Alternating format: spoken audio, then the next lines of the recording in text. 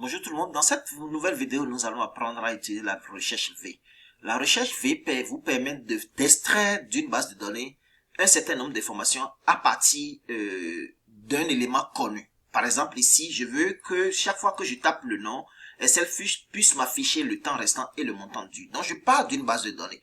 Par principe, si vous voulez utiliser la recherche V, et c'est là les inconvénients de la recherche V, c'est qu'il faudrait que l'élément à partir duquel vous faites votre recherche soit dans la première colonne de votre tableau. Donc ici, je vais faire ma recherche à partir du nom.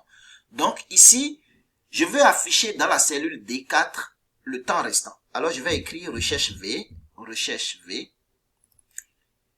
Où est-ce, à partir d'où je fais ma recherche? À partir de la cellule D3. Donc je clique sur la cellule D3. Je mets un point virgule.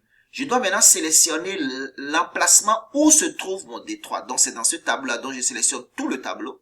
Donc, je peux cliquer, puisque j'ai appliqué la mise en forme de tableau, je peux cliquer pour sélectionner le tableau en une seule fois. Ou bien, je fais la sélection de cette façon-là.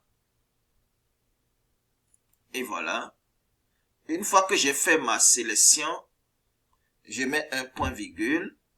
Je mets l'index, le numéro de la colonne où se trouve la valeur que je recherche. Le numéro de la colonne, il suffit de compter, ça fait 1, 2, 3, 4, 5, 6. Mon temps restant se trouve dans la colonne F, donc ça fait 6, je mets un point virgule. Je peux indiquer à ce que Excel m'affiche une valeur approximative, là je mets vrai ou 1, ou je lui dis de m'afficher la valeur exacte, je mets faux ou 0. Moi j'ai l'habitude de mettre 0. Et je ferme ma parenthèse et j'appuie sur la touche Entrée. Bien entendu, puisque je n'ai pas de valeur ici, ça me met non-valeur parce que ça n'a pas trouvé. Donc, si je mets une valeur, un nom quelconque, vous voyez, il y a yen dans mon tableau. Si je mets ici yen et que je valide, vous voyez, ça m'affiche 9. Et si on vérifie dans le tableau, le temps restant pour yen, c'est bien 9. Alors, tout à l'heure, quand je n'avais pas de valeur ici, ça m'avait affiché une non-valeur. Pour une base de données ou pour un tableau professionnel, c'est pas vraiment très joli. J'ai deux possibilités. Soit j'utilise la formule si, et donc je copie ma formule qui est ici, là, et je coupe. Et je viens dans formule logique si, et je lui dis si D3 égale à vide, alors vide. Sinon, et je colle la formule que j'ai coupée tantôt, et j'appuie sur la touche Entrée. Vous voyez là également, ça ne m'affiche rien. Donc, mais si je mets yen, par exemple, ça va m'afficher 9. Si je mets euro, ça va m'afficher 65. On va vérifier que dans le tableau euro, c'est bien 65. Ça, c'est la première possibilité pour régler la question de l'erreur.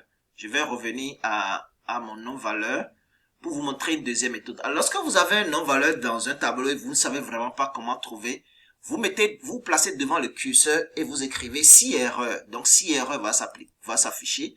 Et à la fin de la formule, vous mettez un point virgule, vous ouvrez les crochets et vous fermez les crochets, vous fermez la parenthèse et vous appuyez sur la touche Entrée.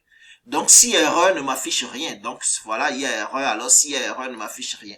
Donc, quand je vais mettre, par exemple, ici, $, c'est là, ça va m'afficher 56 et je vois bien que dans mon tableau, c'est 56.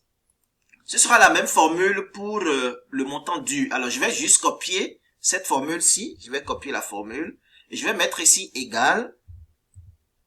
Et je vais coller ma formule.